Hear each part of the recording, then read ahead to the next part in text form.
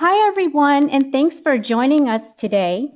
Welcome to Primary Intelligence Industry Insights Series. Our webinar today is Effective Strategies for Exceptional CX Programs based on our recent study on the state of customer experience. I'm Connie Schlossberg, the Digital Marketing Specialist here at Primary Intelligence, and I'll be your host for today's webinar. Just a few housekeeping items before we get started.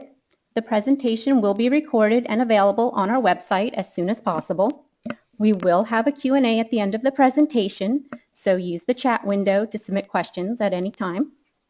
We'll do our best to answer as many as possible in the time available. If we don't get to your question, I'll have Carolyn follow up with you sometime after the webinar.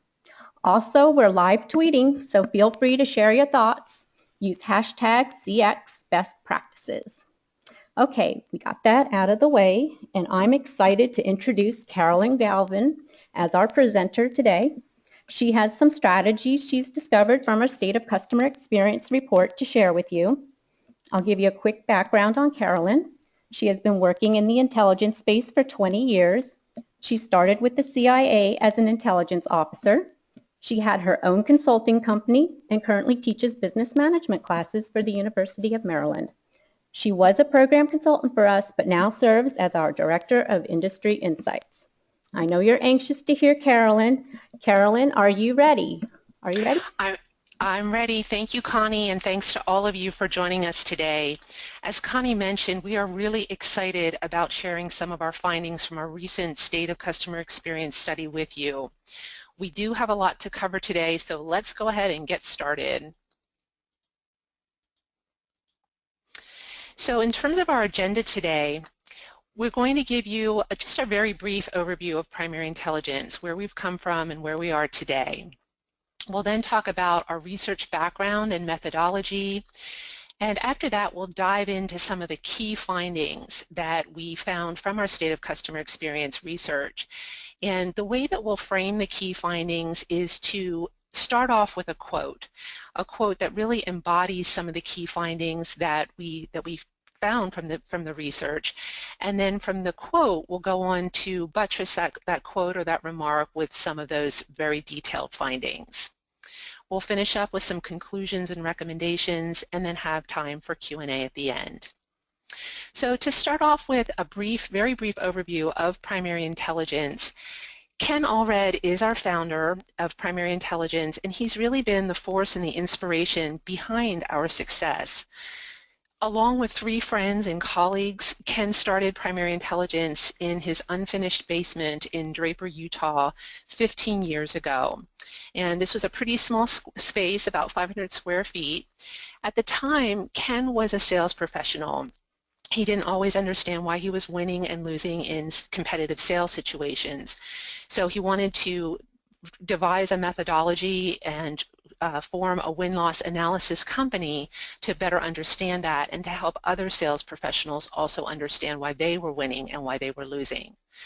Ken and his colleagues soon realized that customer experience goes hand in hand with win-loss analysis programs, and shortly thereafter added customer experience as one of Primary Intelligence's key offerings. From those very humble beginnings, Primary Intelligence has grown to a global organization. Today, we manage close to 600 customer experience and win-loss programs for our clients around the world. I won't read all of the bullets on this slide, but I would point out to you that the last bullet that we do work with 6 of the Fortune 20 companies. So we've really come a long way in the last 15 years. We're very proud of our accomplishments and the leadership that Ken has given to all of us. In terms of the actual research and the state of customer experience, we had some very specific goals in terms of what we were looking for. First of all, we wanted to understand how organizations are performing CX analysis and using their customer experience data. So we went out with a 60-question survey, an online survey, and we asked people to give us a lot of the operational or mechanical information about how they're doing or performing customer experience analysis. So for example, who within the organization is responsible for collecting CX data? Who's responsible for analyzing the data? How much are you spending on your program every year? How long has your program been in place? So very kind of operational types of questions just in terms of how customer experience is being performed. We also, though, wanted to understand the impact of customer experience programs in terms of company results. So, for example, we asked questions about success rates. How successful has the program been in terms of being able to retain customers and grow customer accounts? How successful has it been in terms of improving your understanding of customers? We also wanted to look at some very specific company performance information. So here, for example, we asked about revenue growth, profitability, employee attrition, customer support effectiveness. And then a final area in terms of looking at those performance metrics was customer experience IQ. And these types of measures were looking at how well companies understood their customers, what their customers want, what was important to them, how well they understood what products and services customers buy.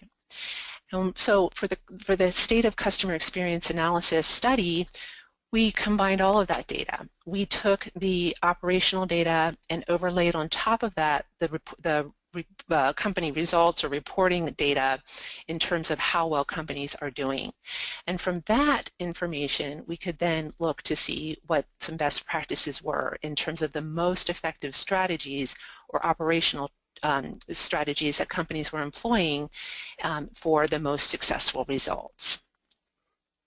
So in terms of the methodology that we went forward with in terms of this study, as I mentioned, we had a 60-question online survey that all of the participants took and completed. We also followed up with an in-depth telephone interview for anyone who mentioned that they were willing or indicated that they were willing to participate in a phone interview with us. And we had about 43% coverage with our survey respondents. So out of all of the people who took the online survey, 43% of them also engaged with us in telephone interviews. Those interviews went a step beyond the survey, and we asked about things such as best practices that those individuals were using in their organization or areas that they'd like to strengthen and improve upon. So we talked about some more strategic types of issues and goals in the telephone interviews. In terms of the timing, we did outreach between June and October of this year. We outreached to about 1,000 individuals, and from that we received feedback from 54 respondents. So at this point, we're going to talk about the actual findings. As I mentioned, we'll start off with a quote, and we'll talk about the quote and some of the supporting research surrounding that quote. But for just the next minute or so, we wanted to do a very quick poll with all of you, and we wanted to ask if you have a customer experience program in your organization today. So Connie's going to be running the poll, and if you can just click on yes, no, or unsure, Connie will tabulate those results and let us know what we've got. Hey everyone, you should be seeing a poll on your screen right now. If you could please participate. We'd love to get your thoughts on this. I'll leave it open for a few more seconds. How are things looking, Connie? I have not noticed if anybody's voting. Does anybody care to vote? Can you see the poll? Let me see if I close it, and let's see. You can't see the poll, can you? And I'm okay. Gonna share it. Oh, wow, it looks like 100%. 100% of you have customer experience program in place today. That's awesome. Oh, that's terrific. Terrific. Well, thank you everyone for participating in the poll and for doing that, just that very quick survey with us. So we'll move on now to the key findings as they are embodied in the quotes. And I'm going to ask Connie to read each of the quotes for us. And then after she reads the quote, I'll follow up with some supporting information and findings from the study. And just for background's sake, we've got 5 key findings that we're going to be going through today. So to start off with the first of the 5 key findings, Connie, would you go ahead and read that quote for us? I sure will. This one's from a senior marketing manager. My CEO kind of jokes that I just spent a lot of money for you to tell me something I already knew. I'm like, yes, but you didn't have it. It wasn't quantitative. You didn't have a number. You knew it in your gut and you heard inklings of it or whispers and sometimes louder than whispers, screams of it from different places in the organization. But now you have it laid out in front of you. We know their pain points. We know and we can slice it and dice it in a number of different ways. So having the data now, being able to tell a story is incredibly helpful. Thank you, Connie. So this quote really gets to or relates to the idea of benefits. What benefits are organizations experiencing from their customer experience program? And as we collected the feedback and the results from the survey, we could see that that organizations are experiencing both expected and unexpected benefits, as well as both immediate and extended benefits from their CX programs. And one of the benefits, as this participant pointed out, is the quantification of customer sentiment and loyalty. And we're going to talk about that in just a minute when we examine some of the unexpected and extended benefits of CX programs. But overall, when we look at benefits that organizations are getting from their customer experience programs, we can see that gaining an improved understanding of customer needs is the most important benefit organizations are receiving from their CX programs today. So 86% of respondents highlight this as a benefit, as you can see in this graph. Now, to us at Primary Intelligence, this is not surprising. The nature and the aim of most organizations is to try and develop deeper, broader understandings of their customers, and this includes product and service preferences, support issues, training barriers that may exist, user experience, price point appropriateness, really the whole gamut of what customers are most interested in and what their experience with us has been.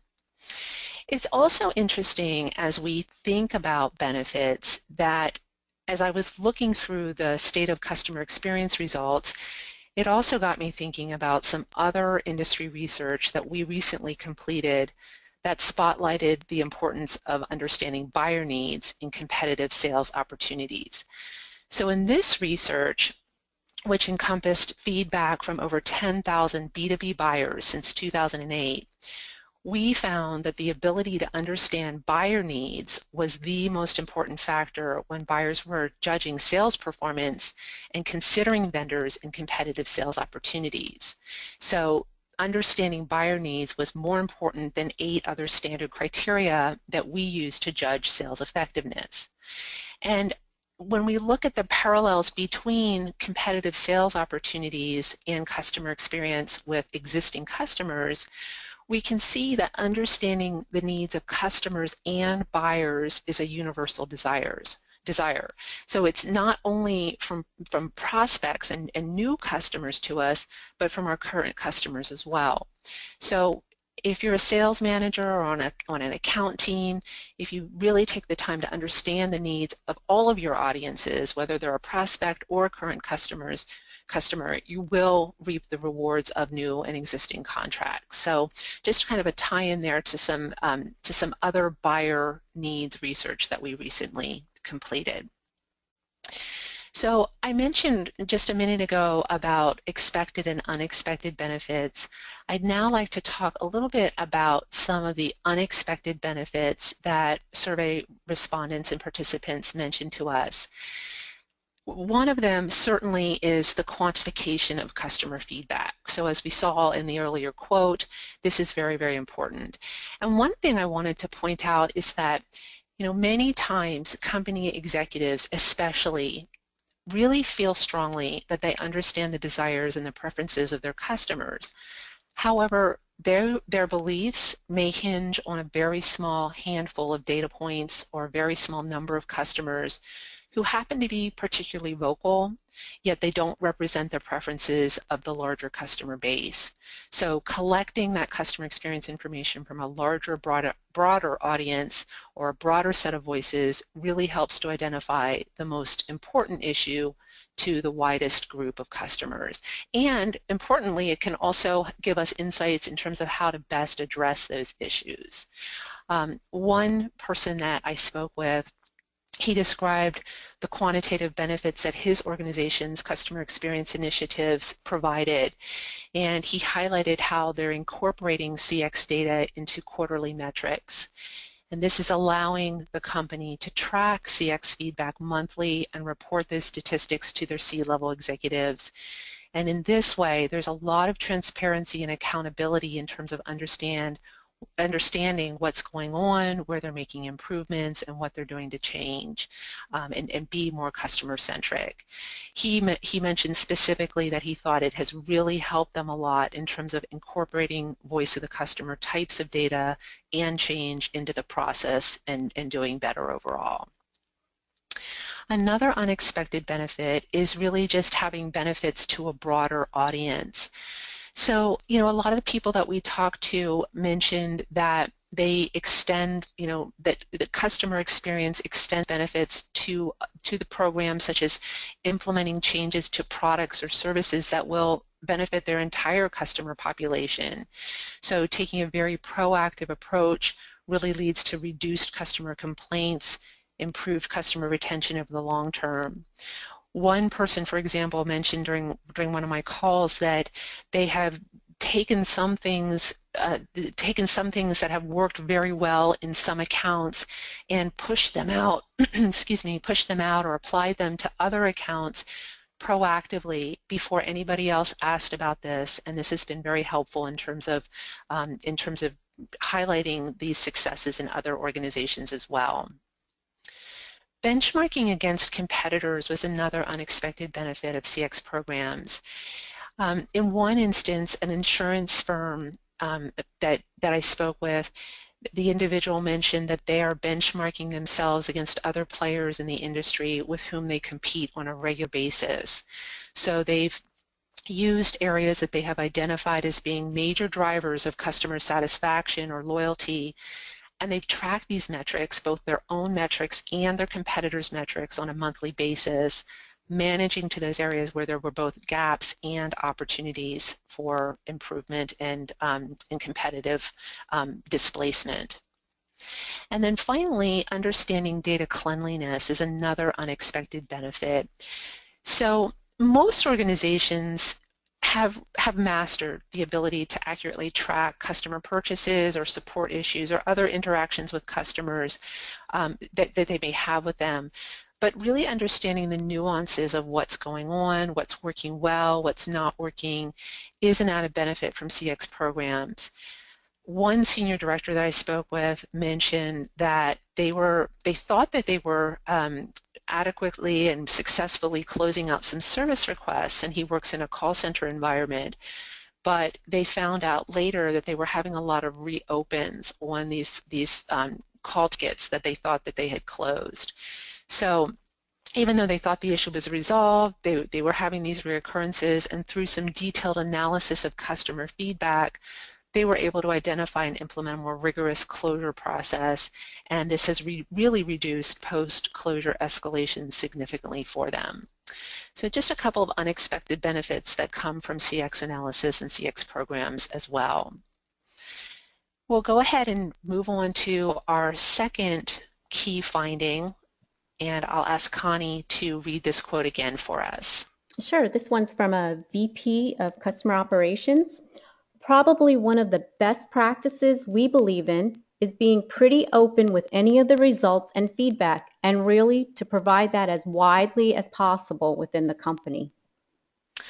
So at Primary Intelligence, broad access to customer experience information is viewed as a best practice. This really gives employees, managers, executives deeper insights into customer perceptions of the organization. And this widespread access allows individuals at every level to construct possible remedies to address customer concerns. And it also gives impetus and support for new customer initiatives. So really, really important finding here, and something that we did hear echoed throughout our research. The groups with greatest access to customer experience information are, as you can see from the slide, executive management, so 81%, sales management and leadership at 79%, and marketing organizations at 74%. What was interesting to me from the research was that less than half, so 49% of organizations are providing access to their CX information to the sales support and enablement teams. The other group at 28% include support, human resources, legal, quality engineering, and operations. But what's interesting from this information to me is that even if the desire exists to share customer experience data, putting a mechanism in place to ensure that customer feedback is available throughout the organization can be very challenging. And it's something that our clients will tell us they're struggling with or they're finding challenges with. So organizations that are large and geographically dispersed, we tend to see this playing out even more so. So in terms of some suggestions for sharing customer experience information broadly, we offer some ideas here for you. One is putting documentation on a SharePoint site so that everyone can get to it, or creating an internal website with highlights and links to key findings. Internal groups are also used in some organizations as go-to resources for important customer documentation so that people can use them as a central repository. Third-party online portals can also provide unlimited access to customer feedback. At Primary Intelligence, we do have an online portal, so as long as you've got an internet connection, you can see your customer experience information at any time of the day or the night, anywhere in the world. We also believe that discovery sessions can be very helpful in terms of highlighting some repeatable best practices and some strategies for success. It's important for discovery sessions that the right people at the appropriate levels in the organization are present, engaged in the conversations, but we can learn a lot from these discovery sessions when we come together and we have a very rich dialogue about how we can impact and improve our relationship with our customers. I spoke with one program manager in the manufacturing industry, and he mentioned that they do post-interview debriefs with their teams, and that they are a best practice for the company. He said that they invite the appropriate people, generally at the director level and above, and these are people who can really influence change. And importantly, they should also know about things that are in their area of influence that they can change and that they can improve to help their customer outcomes. So this particular program manager was very enthusiastic about the discovery sessions. And then also hosting regular in-person discussion sessions for learning of, sharing of key learnings, answering questions, describing challenges and needs that need to be overcome. I talked with one technology industry executive, and this individual was really highlighting the importance of ensuring that the entire organization benefits from customer experience programs. He said specifically that they were looking to bring what he called a collective wisdom to a higher level. So it's not only where they would have specific touch points at very specific points in the organization out to the customer, but also a mechanism to collect the most important points from those and see if they can learn something as a company and not just on a per account basis. So really important to leverage ways that you can share that information across the board and throughout the organization. So that's our key finding number 2. We'll now move on to finding number 3. Connie? Yes, this one's from a Chief Experience Officer. Surveys to me seem so overdone. I'm not saying that they're not valuable, because they are, and I even respond to them myself because I think they are valuable. But in order for us to get a real pulse of our customers and to understand them, I'm starting on the qualitative side. Thank you, Connie.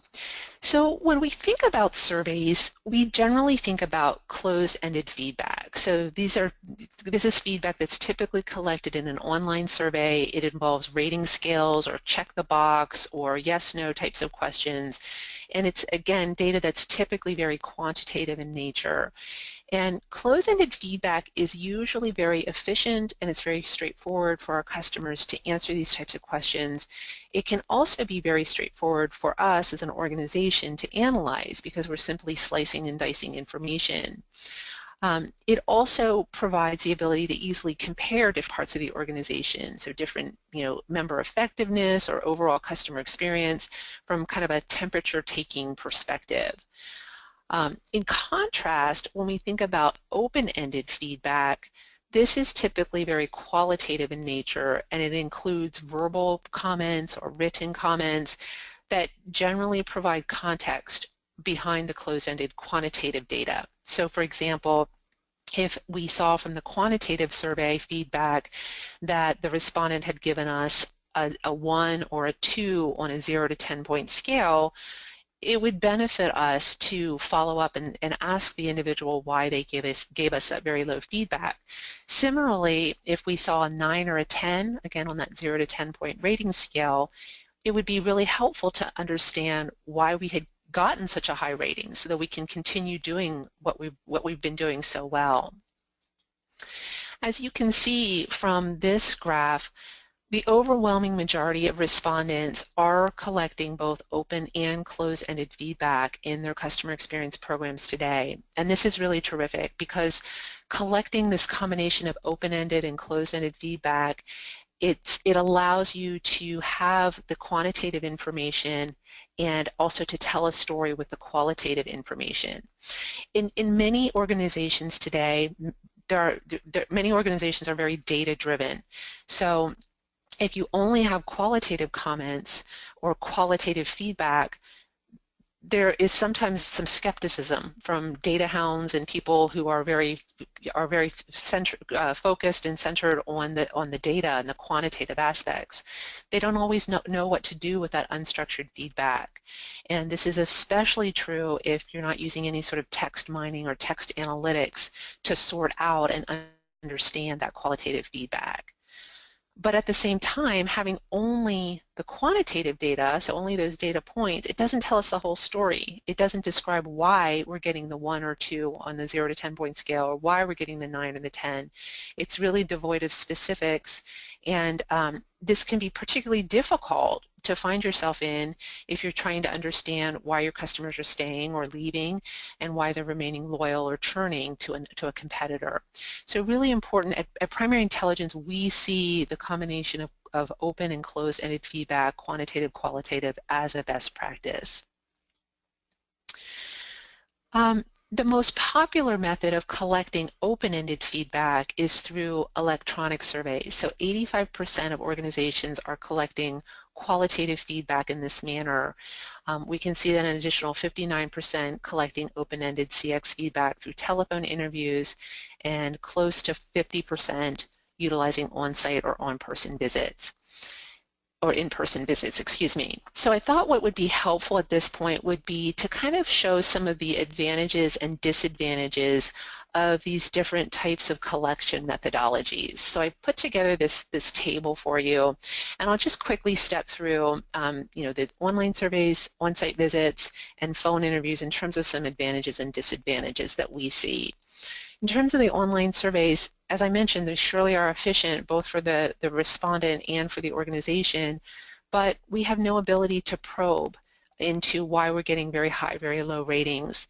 And as you may know, the responses can be very confusing or contradictory. So even if you have a quantitative survey and you have text boxes below each question so that the respondent can include some qualitative remarks, it's not always clear what the individual said, and they may be seemingly contradictory when you're looking through the rest of their survey to see those comments.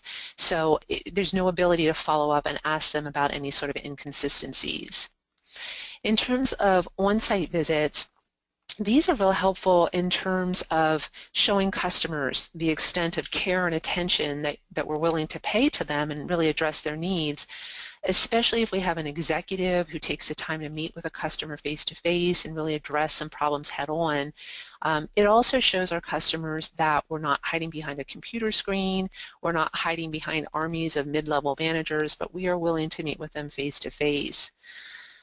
A drawback, though, of an on-site visit is that these conversations may or may not be recorded. So if you're trying to capture and analyze information to look at it later or reflect upon it later, or importantly, compare it later with other customer data, you may not have that, or it may be minimal or spotty. There may not be some good notes from those meetings. Another potential disadvantage of on-site visits is that the individual or the team that's sent to meet with the customer may not be ideal. So for example, organizations that send a member from the customer's account team may encounter defensiveness when the account reps hear some negative feedback or some suggestions for improvement. So as a result, customers may feel that they can be less than candid in sharing the totality of their feedback with those individuals. And then in terms of the phone interviews, here again, in terms of probing questions, really easy to do. So if someone gives us a very high-level response, we can ask them to give us more detail, or if they give us a confusing response, we can ask for clarifications. So really helpful in terms of being able to ask those probing follow-up questions in a phone interview. We can also record phone interviews, so we can play them back later. We can get the exact statements from the individual through the transcription records. In terms of disadvantages, scheduling can be difficult, especially if customers are in different time zones, different regions of the world. You may have to wake up in the middle of the night or very early, very late in the day in terms of trying to meet that individual and have a conversation with them. The other interesting thing is that phone interviews don't allow us to read body language. So we don't know, for example, what the person what their facial expression is. We don't know if they're pausing because they're thinking about the next sentence that they want to state in terms of their reply, or if they've finished their reply to that question. So it's sometimes difficult to gauge the body language of the respondent when you're on the phone, and it's important to be very attuned to the person's speaking style and to be comfortable with silence if they are simply pausing to reflect and then have additional information to provide to us. So just a couple of advantages and disadvantages in terms of those different collection methodologies. We'll now move on to our fourth finding, and Connie, if you could read this quote for us. Sure. I'm embracing every possible opportunity to get in front of customers to get a better snapshot than what we historically had. So we really believe, as this person does as well, that it's important to use every opportunity to capture feedback. So what does this include? Well, it might be advisory boards, user groups, online surveys, on-site visits, telephone interviews, social media, trade shows, industry conferences. Anytime where you've got the opportunity to get customer feedback is an opportunity that you should really seize. Account team feedback is also very vital in terms of understanding internal perspectives of customer health. So hearing the feedback directly from the customers in a wide range of formats and feedbacks, being very multidimensional, is really important. It also helps to ensure that a small handful of large customers is not overrepresentative in terms of the entire installed base. This quote also gets to the question of whether or not customer experience leaders and stakeholders believe that they have enough CX data today, or if they believe that they need more data. So I wanted to share with you this graphic, this chart from our findings. And when we asked people about their data sentiment, respondents were fairly evenly split between indicating that they did have enough customer experience data today and expressing a need for more customer experience data. Now what's interesting is that none of the respondents believed that they had too much customer experience information. So that was a very good finding to see as well. When we further analyze this information and break this chart down, we can see that the data sentiment is more interesting when we look at respondents who have customer experience programs in place and those who do not have customer experience programs in place. So you can see here from the chart that most respondents who have a CX program believe that they are getting adequate customer experience information. 70% of respondents without a CX program think that they need more data. So clearly we can see here that organizations without a CX program are feeling a void, and the respondents are highlighting the need for more customer data. So, while some organizations may have a near or total monopoly in their markets and they might be able to succeed without customer feedback for some time, eventually they will be forced to gather customer data and customer feedback. The other thing I would mention here is that it's well understood in B2C markets that customer feedback is really important. In B2B industries, this realization it's accepted, but we don't always see the urgency in B2B like we see in B2C. And this may be due to the fact that sometimes in the B2B market, buyers and customers generally have fewer choices than in the B2C market. So in some cases, a B2B buyer may be forced to choose between mediocre and poor rather than good or great. So just an interesting observation there. We do, though, notice that B2B vendors are learning that getting customer feedback and having positive customer experiences is really helping to drive customer satisfaction, is really helping to build loyalty, building referrals, and so forth. So I think this is coming over time, but lagging just a bit now. Notably from this chart, I would also like to point out that 20% of respondents without customer experience programs in place say that they have no access to any customer experience data, and just 2% of respondents with CX programs are saying that they're lacking any customer experience information. So this is further highlighting the gap between these two groups. Connie will now move on to our fifth and final finding from our State of Customer Experience survey. Yes. In general, I think customer experience is hard. When you have a traditional marketing organization and they just want to do surveys, it's almost like they're afraid to talk to customers and they don't have a relationship with customers. So there are really two parts to this quote. One is that customer experience is hard, and I don't think anybody disputes that. Customer experience is hard.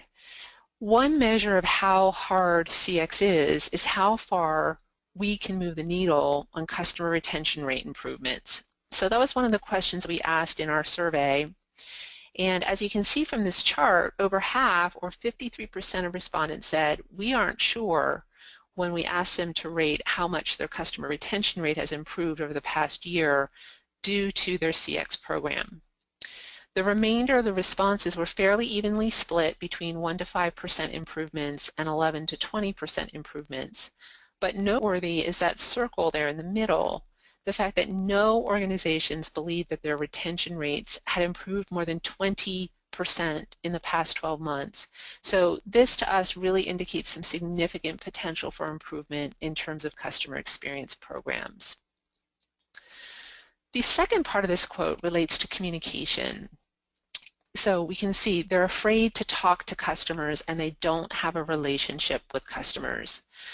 Communication was a key theme that we picked up on in our State of Customer Experience research. And as this quote illustrates, some organizations still believe it's just too scary to communicate and talk with their customers. I mean, confirming problems and issues means that you actually have to do something about them. You have to fix them. And you also have to let customers know that you heard them and that you are addressing their problems. But as we all know, communicating drives trust. It helps to ensure that customers realize that we're serious about accepting and acting on their feedback. One financial services firm that I spoke with mentioned that they're sending out surveys to all new customers and existing customers with new service offerings, and they're requesting immediate feedback in terms of how they're doing with that new offering. This really it helps to ensure that their customers, if they're dissatisfied or if they've had a poor experience, are identified in real time. And so they'll create some red flags and they'll mitigate those red flags quickly. They also put together an action plan by the account team for immediate follow-up. So they're really trying to nip the problem in the bud. Communicating is also about using the right language or the right lingo, as one person said, in terms of speaking to customers. And as I heard in the research and as we all know, it's especially important in highly specialized industries. So using a common set of terms really helps to demonstrate that your team understand customer issues at a very deep level, building trust, building long-term commitments. One person that I spoke with in the technology industry described his company's goal of being a trusted value and partner, and it was especially important to him because they had a very small number of very large customers, and so they used, through ongoing collaboration, innovation, execution, used some terminology that was very familiar to customers throughout this entire process.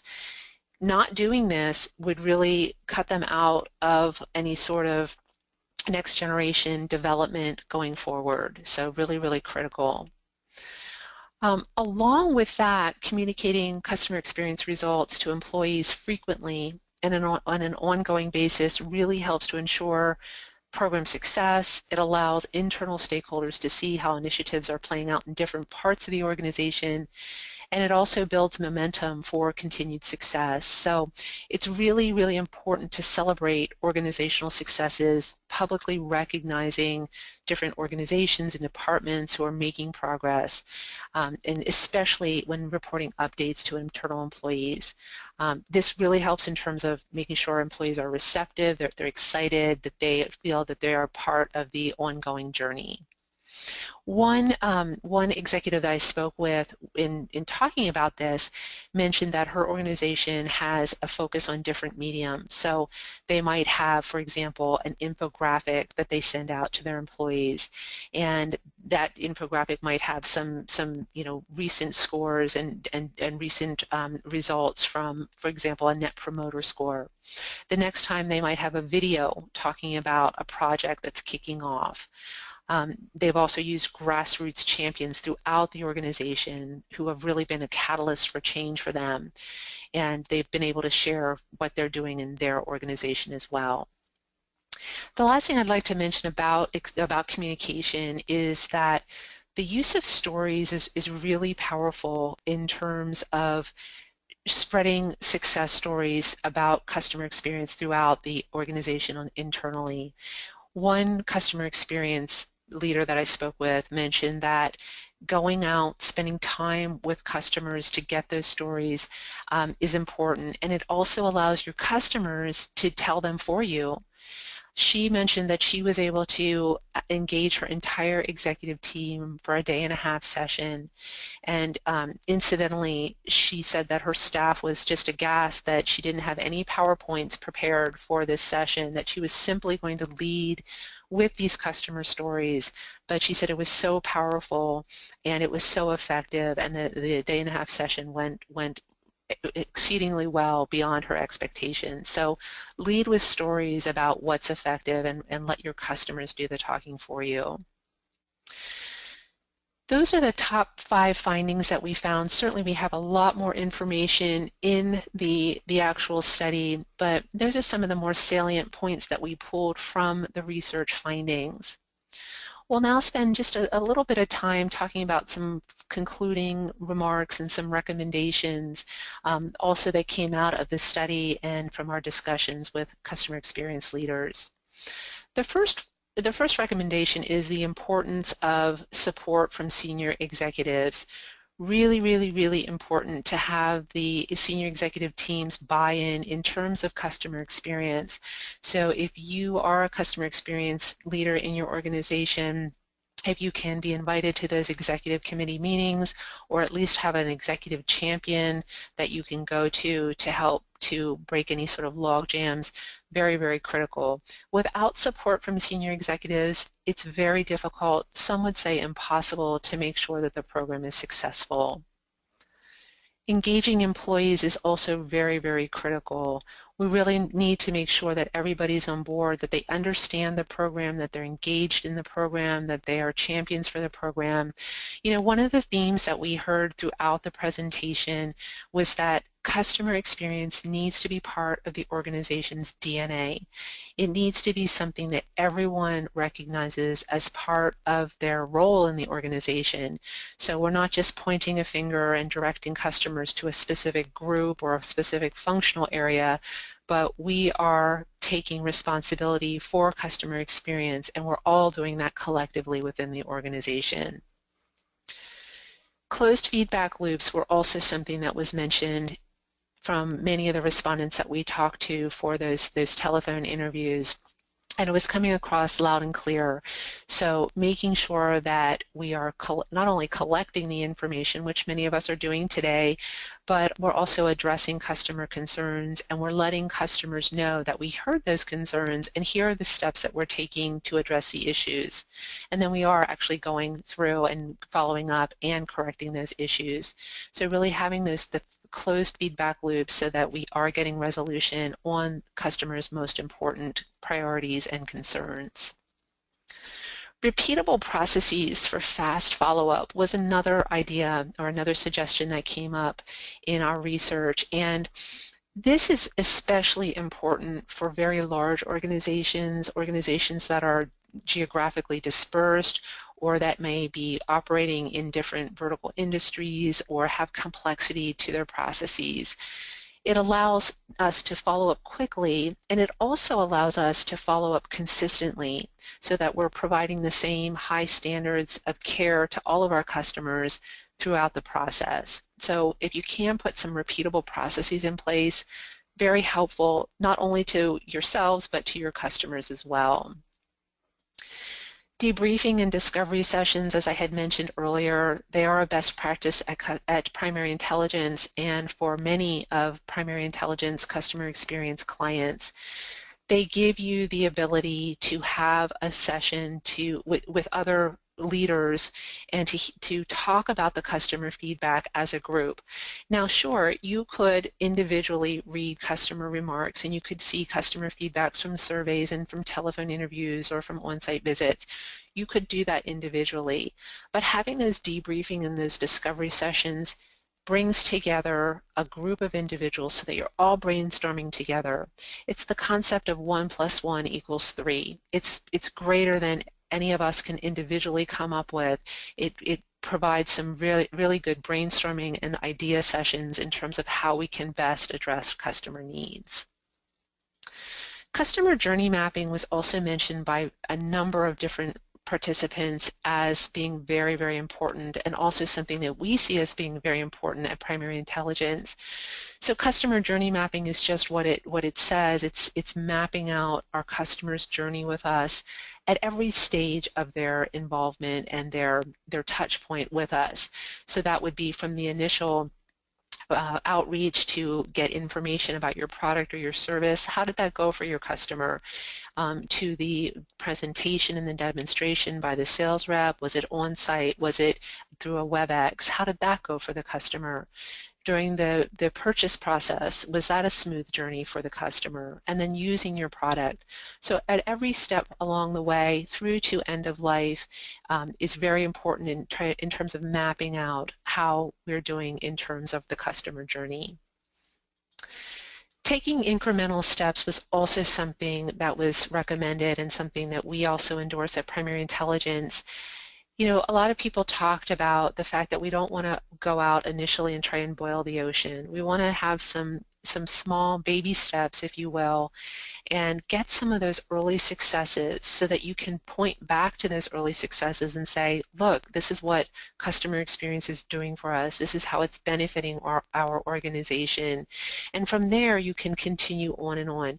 If you try to bite off too much at the beginning, it takes too long to get a success and you get mired down in a lot of complexity. So try to get some initial successes through some incremental steps. And finally, don't get hung up on the numbers.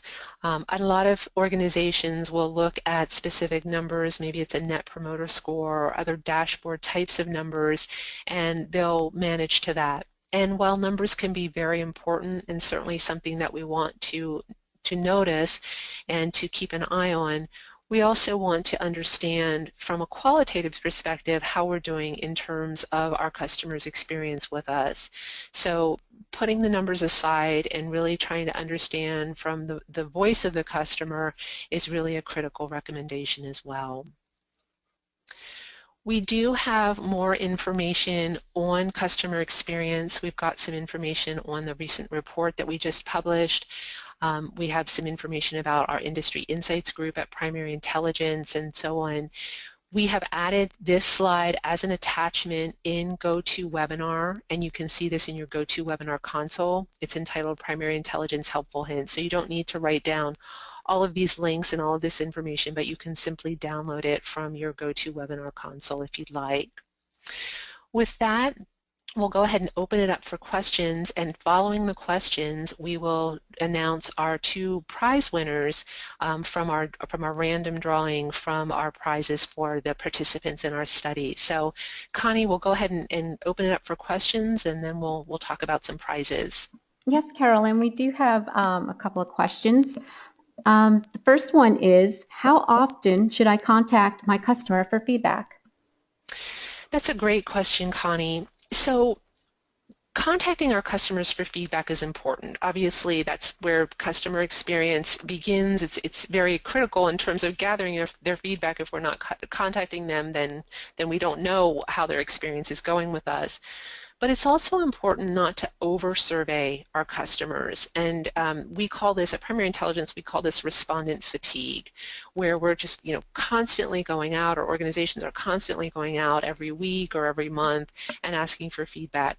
Certainly on a weekly or monthly basis is too much. But on an annual basis, that can be very helpful because you're taking the temperature of your customers at a point in time every 12 months. Now, if you've got perhaps a smaller survey that you'd like to send out to customers, maybe every 6 months, that's fine as well. But generally, an annual survey is great, and it also really, though, depends on the length of your survey.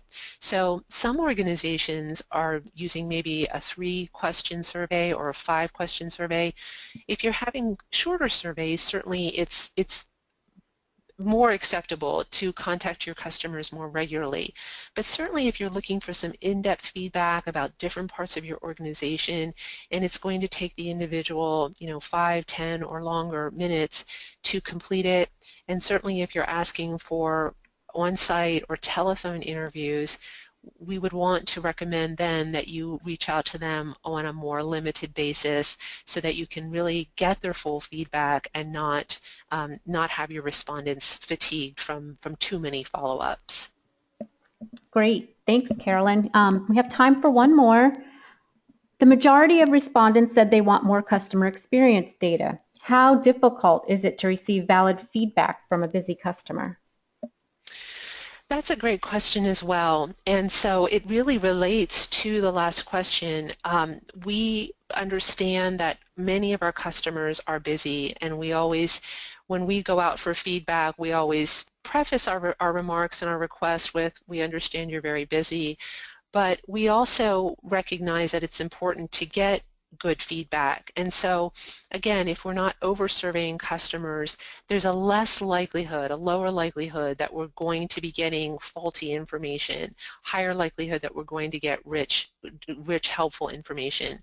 The way that we're approaching the questions and the feedback is also very important. So if you're looking for very rich feedback, as I mentioned earlier, we would want to approach the respondent with quantitative questions and qualitative, asking them to provide feedback on especially very high and very low ratings. But even if people are giving us middle of the road responses, maybe a 5 on the 0 to 10 point scale, it's also helpful to understand how we can do better. What is the reasoning behind that information or that rating? And so having an on-site or a telephone follow-up conversation with that individual can be very, very helpful in terms of ensuring that we're getting quality feedback from those customers. If you do think of any other questions, please feel free to type them in during the webinar, and I will follow up with you following the webinar today. And if you have questions that you think of after the webinar, please feel free to reach out to me directly. I would be more than happy to have a discussion or answer any questions for you. I'd like to just finish today by asking you to connect with us if you would like. We would be very interested in connecting with all of you. We're on LinkedIn, we're on Twitter, and we also have a blog at primary-intel.com/blog. So please reach out to us individually as well on LinkedIn. We'd be happy to connect with all of you as well individually or through these forums. And with that, we'll go ahead and close out the webinar. But again, just to say a great big thank you to everyone for your interest and participation. And again, if you have any questions or follow-up comments that you'd like to discuss with me, please feel free to get in touch with me directly. Thank you so much, everyone.